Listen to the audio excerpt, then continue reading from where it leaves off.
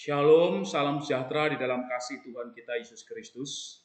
Bapak Ibu Saudara yang diberkati Tuhan dimanapun kita berada, kita bersyukur hari ini diberikan kesempatan lagi oleh Tuhan untuk beribadah secara online. Dan kita berterima kasih karena rahmat Tuhan senantiasa nyata bagi kita sekalian sepanjang 1 minggu lamanya di dalam aktivitas kita, di dalam kegiatan dan pekerjaan kita. Saya berdoa Bapak Ibu Saudara semua tetap dalam lindungan Tuhan, tetap dalam berkat Tuhan, tetap dalam sukacita daripada Tuhan. Dan saya berharap Bapak Ibu Saudara semua tetap sabar dalam menghadapi masa-masa sukar yang seperti sekarang ini kita hadapi. Kita juga bersyukur buat keberhasilan daripada pemerintah seperti yang kita dengar dari berita, bahwa ada penurunan korban daripada pandemi COVID-19 ini.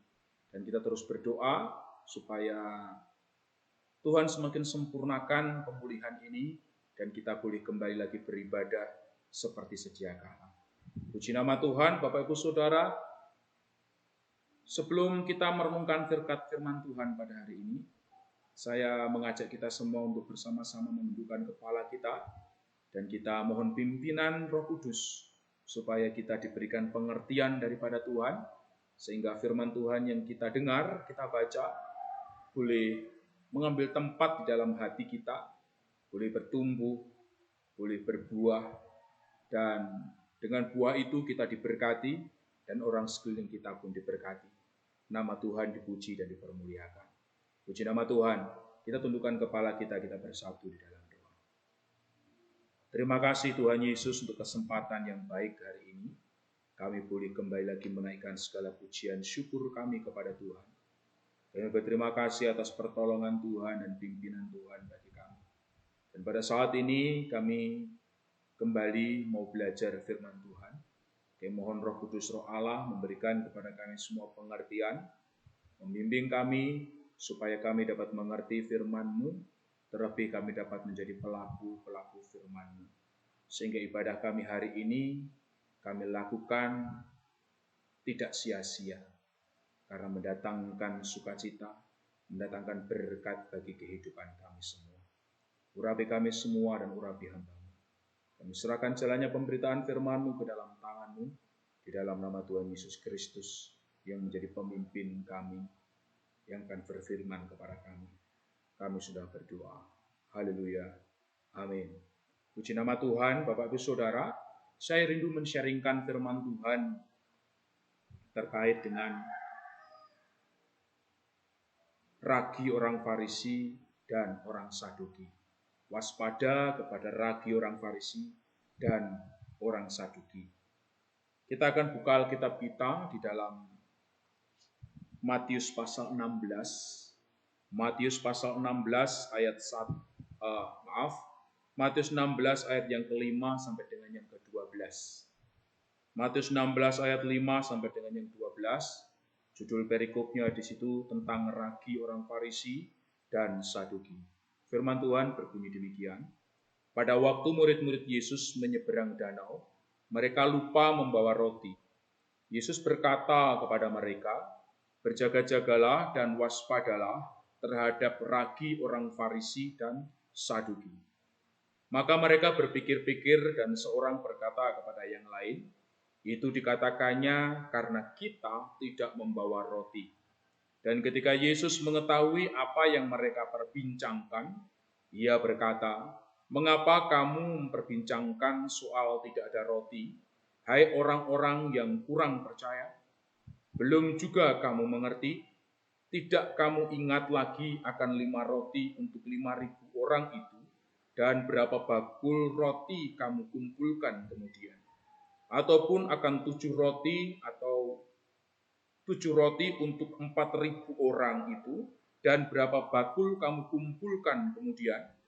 Bagaimana mungkin kamu tidak mengerti bahwa bukan roti yang kumaksudkan? Aku berkata kepadamu, waspadalah terhadap ragi orang Farisi dan Saduki." Ketika itu barulah mereka mengerti bahwa bukan maksudnya supaya mereka waspada terhadap ragi roti, melainkan terhadap ajaran orang Farisi dan Saduki. Amin, firman Tuhan. Bapak Ibu Saudaraku yang diberkati Tuhan Yesus Kristus, di dalam perikop yang sudah kita baca tadi, kita melihat sebuah cerita di mana para murid ketika mereka bersama-sama dengan Yesus menyeberang dari danau Genesaret dan mereka lupa membawa roti. Sehingga ketika Tuhan Yesus berkata di dalam ayat yang ke-6, berjaga-jagalah dan waspadalah terhadap ragi orang Farisi dan Saduki, maka pikiran para murid langsung teringat kepada makanan. Terkhusus di dalam hal ini adalah roti. Bapak Ibu Saudara, apa yang saat ini kita pikirkan itu akan berdampak pada kehidupan kita. Apa yang ada di pikiran kita, apa yang menjadi kekhawatiran kita akan berdampak bagi kita. Setidaknya akan berdampak di dalam kita memberikan respon kepada setiap keadaan. Terkhusus di dalam hal ini kepada firman Tuhan. Ketika pikiran para murid saat itu sedang ada di dalam satu situasi, mereka lupa membawa roti untuk mereka makan. Maka ketika Tuhan Yesus berkata tentang ragi orang Farisi dan ragi orang Saduki, mereka berpikir statis. Mereka tidak berkembang, sehingga pikiran mereka hanya untuk kepentingan perut mereka semata. Sampai kemudian Yesus harus menegur mereka di dalam ayat yang ke-8 dengan perkataan, "Hai orang-orang yang kurang percaya." Artinya bahwa ketika pikiran kita menguasai kita, di mana pikiran kita masih berorientasi kepada pikiran-pikiran yang jasmani, pikiran-pikiran yang materi, pikiran-pikiran yang duniawi, maka kita masih disebut sebagai orang-orang yang kurang percaya, atau bahkan kita adalah orang yang tidak percaya, sekalipun kita adalah orang-orang Kristen. Oleh karena itu, Bapak Ibu Saudaraku yang diberkati Tuhan, pikiran kita harus bersama-sama kita sandarkan kepada Tuhan. Melalui apa? Melalui setiap perkataan-perkataan firman Tuhan. Kita tidak dilarang Tuhan untuk berpikir terkait dengan apa yang menjadi kebutuhan kita, apa yang menjadi pekerjaan kita, apa yang menjadi tanggung jawab kita. Tuhan tidak melarang kita untuk berpikir kepada hal-hal tersebut. Bahkan Tuhan pun menghendaki supaya kita memikirkan hal-hal tersebut.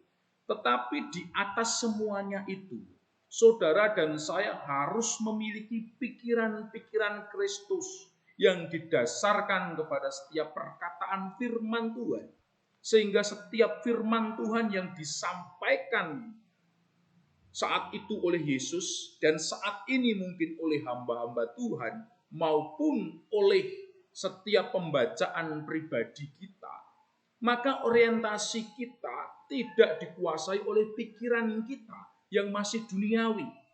Ketika kita sudah sandarkan pikiran kita kepada Kristus, maka setiap perkataan firman Tuhan harus bersama-sama kita maknai sebagai sebuah gambaran tentang Kristus dan penggenapan tentang Kristus di dalam hidup kita, di dalam diri kita.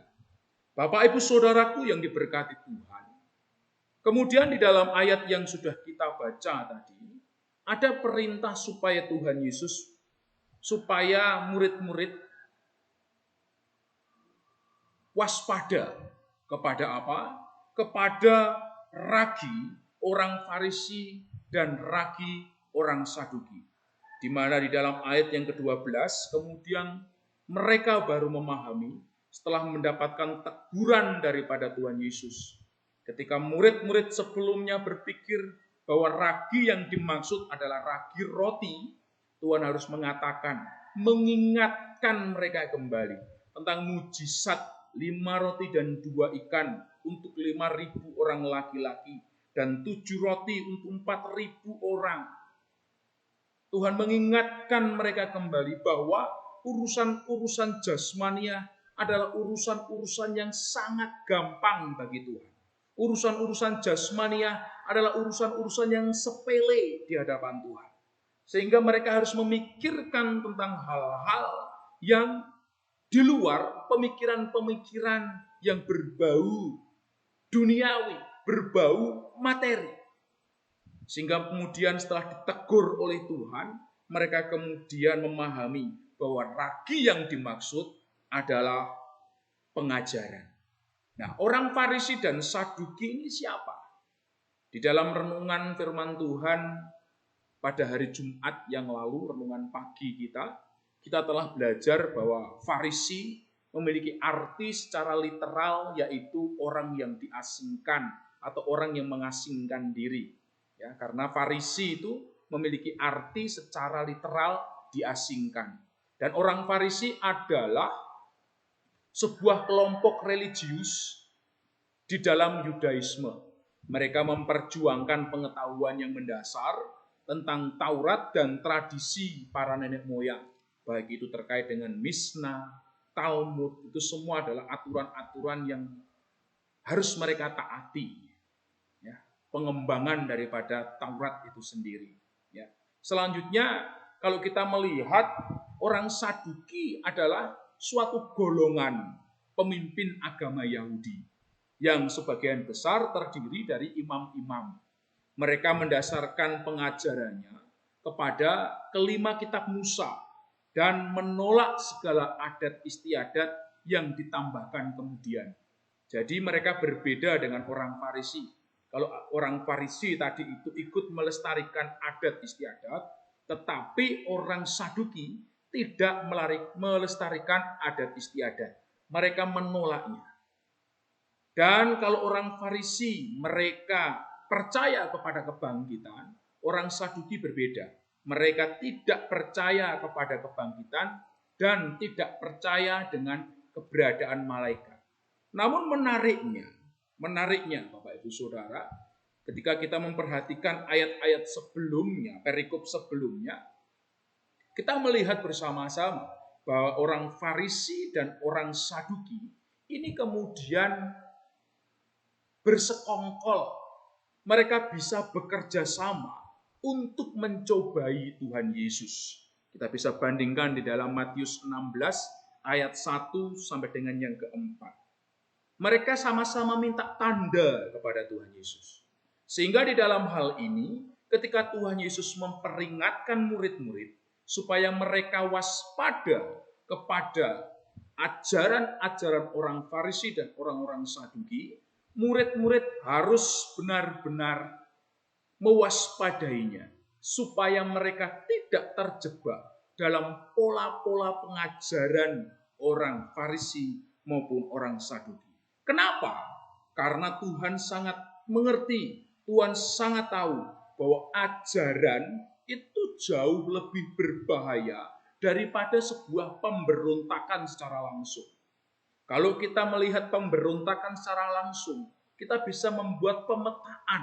Pemetaan apa itu? Pemetaan mana itu yang menjadi lawan-lawan kita. Tetapi kalau kita berbicara tentang pengajaran, di mana pengajarannya ini bisa berkamuflase, seakan-akan memang baik, lah itu berbahaya. Kalau kita memperhatikan pada saat sekarang ini, Bapak Ibu Saudara, terkait dengan merebaknya media sosial menjadi sesuatu hal yang sangat umum dan digemari oleh banyak orang.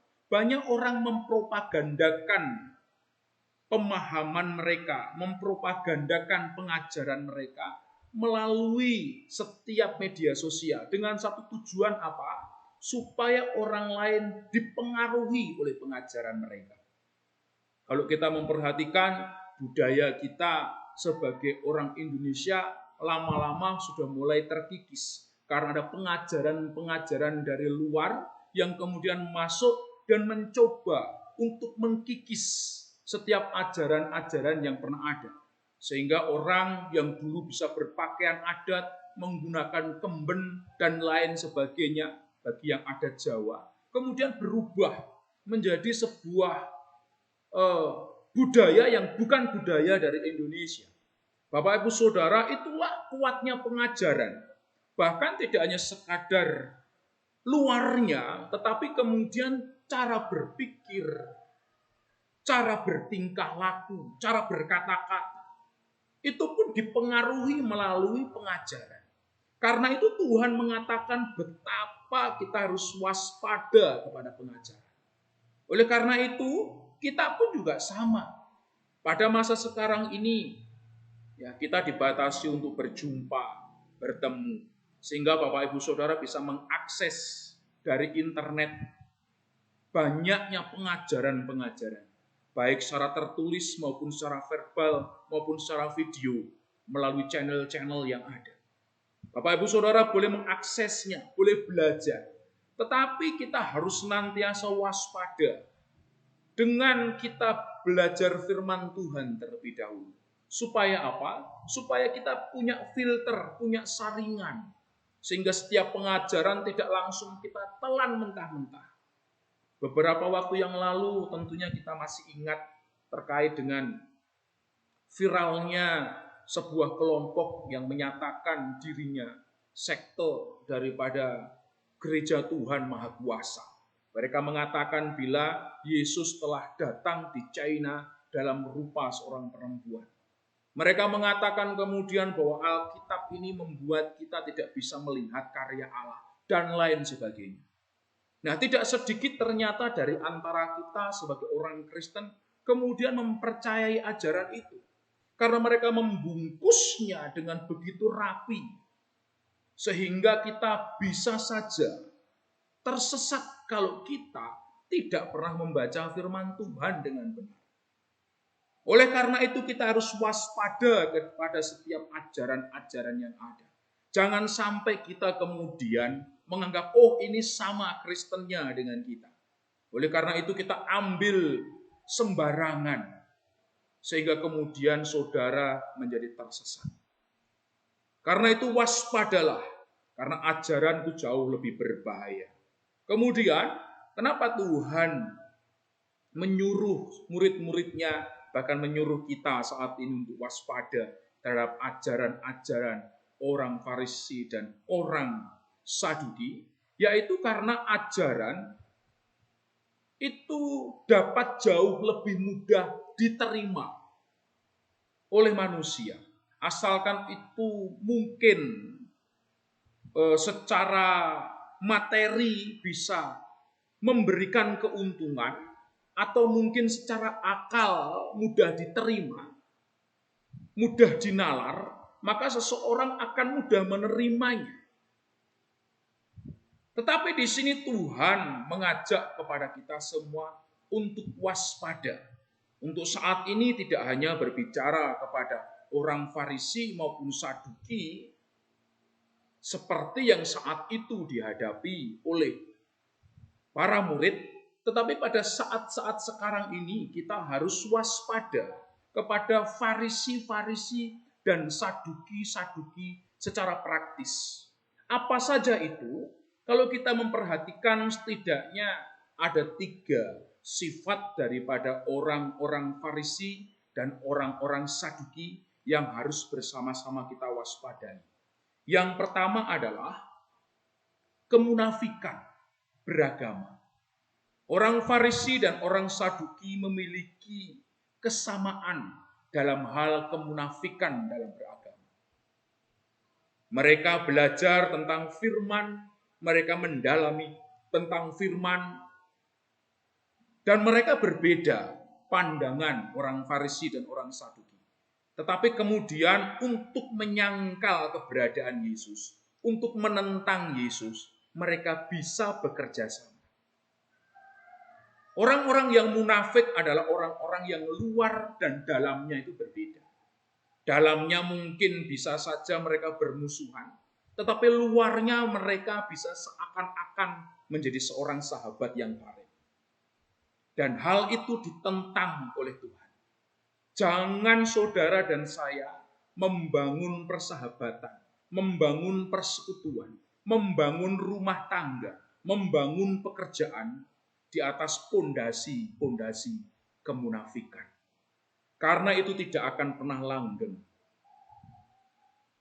Kita suka tampil di luar, kelihatan kompak, memiliki seragam yang sama mungkin, Bapak Ibu Saudara, seperti orang Farisi dan Yahudi. Mungkin mereka bisa saja berkata-kata, berbicara sesuai dengan apa yang mereka ketahui. Karena mereka menyelidiki kitab-kitab suci, mereka mampu berkata-kata dengan baik. Tapi perhatikan, mereka tidak bisa melakukan apa yang mereka pelajari.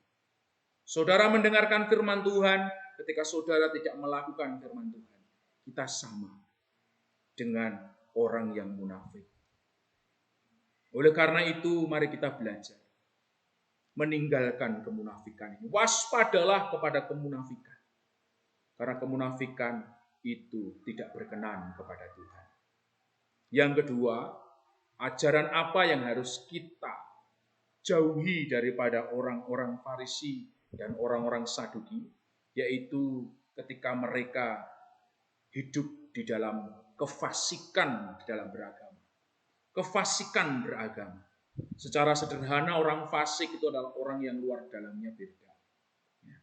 Orang fasik ini orang yang tahu tapi tidak mau tahu. Kalau orang munafik adalah orang yang luar dalamnya beda. Kalau orang fasik adalah orang yang tahu tapi tidak mau tahu. Mereka tahu apa yang baik tapi mereka tidak melakukan apa yang baik. Itulah orang fasik.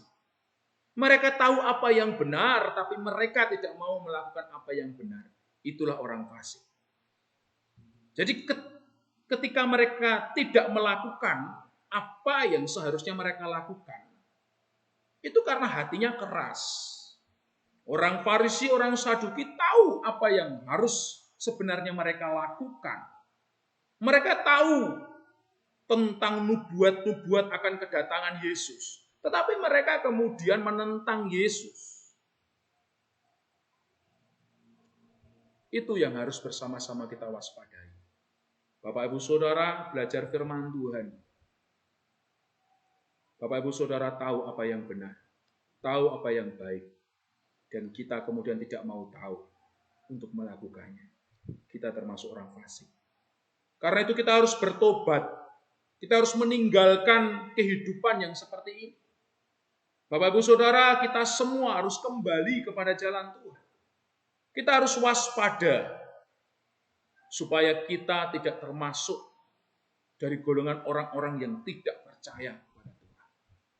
Kita mengaku diri kita Kristen, tetapi kita kemudian tidak mau hidup seperti Kristus. Itu sama halnya kita berbuat fasik. Tahu apa yang benar, tapi tidak mau melakukan yang benar. Di dalam pekerjaan kita sama. Kita tahu ini aturan yang harus kita lakukan. Di dalam perusahaan kita tahu, oh ini safety yang harus kita lakukan, kita kerjakan. Tetapi ketika kita tidak melakukannya dengan baik, tidak melakukannya dengan benar, kita sama seperti orang-orang fasik. Karena itu kita sebagai orang percaya, sebagai orang Kristen, mari kita belajar untuk melakukan apa yang benar. Dan yang terakhir, kita harus waspada kepada kesombongan. Orang Farisi dan orang Saduki, mereka memiliki kesamaan yang ketiga, yaitu sama-sama sombong. Sombong apa? Sombong rohani, Bapak Ibu Saudara. Mereka menganggap dirinya mengetahui, karena mereka sudah belajar dari ini, dari itu, dan lain sebagainya. Padahal mereka seperti katak dalam tempurung. Mereka tidak tahu kebenaran yang sebenarnya. Tetapi kemudian mereka merasa diri mereka melebihi daripada orang lain. Bapak Ibu Saudaraku yang dikasihi Tuhan, jadilah orang Kristen yang beragama dengan benar. Supaya kita tidak menjadi orang-orang yang sombong rohani. Kita mau belajar menjadi orang yang rendah hati. Semakin kita mengenal Tuhan, semakin kita belajar tunduk kepada Tuhan. Semakin kita tahu menghargai orang lain. Tahu menghargai hamba Tuhan. Tahu menghargai pasangan hidup kita. Tahu menghargai sesama kita. Tidak menjadi orang yang kemudian mentang-mentang. Bapak Ibu Saudaraku yang dikasihi Tuhan. Penting untuk bersama-sama kita belajar kerendahan hati. Saya sebagai pendeta, tetapi saya juga seorang guru. Tahun 2018 yang lalu, saya dinyatakan lulus untuk mengikuti pendidikan profesi guru. Dan itu wajib bagi guru. Sehingga tahun 2019 ada ujian lagi, nama saya tidak dimasukkan untuk mengikuti PPG, pendidikan profesi guru, karena saya sudah lulus. Nah, tahun 2021 ini, karena tahun 2020 terkendala karena adanya COVID-19, saat ini diadakan PPG atau pendidikan profesi guru secara daring. Tetapi lucunya nama saya yang sudah lulus dari tahun 2018 tidak muncul dan saya tidak bisa mengikuti PPG. Ketika saya tanya, kemudian alasan dari Bimas karena nama saya tidak muncul karena saya belum di-SK-kan. Ketika saya ditanya mana SK-nya, saya katakan SK yang membuat dirjen. Saya tahu kalau saya lulus pertama dari aplikasi, karena kami memiliki aplikasi yang namanya Simpatika Kemenak dan Siap Online. Nah, singkat cerita, mereka bertanya tentang SK. SK yang harus meng-SK-kan adalah dirjen. Dan kemudian di aplikasi ternyata oleh Kanwil itu belum disetujui. Atau sudah disetujui tapi belum mendapatkan SK. Nah, Bapak Ibu Saudaraku yang dikasihi Tuhan, beberapa rekan mengatakan kamu harus memperjuangkan ini, kamu harus begini, kamu harus begitu. Saya cuma berkata dalam diri saya akan belajar untuk rendah hati. Tidak mau untuk gegabah.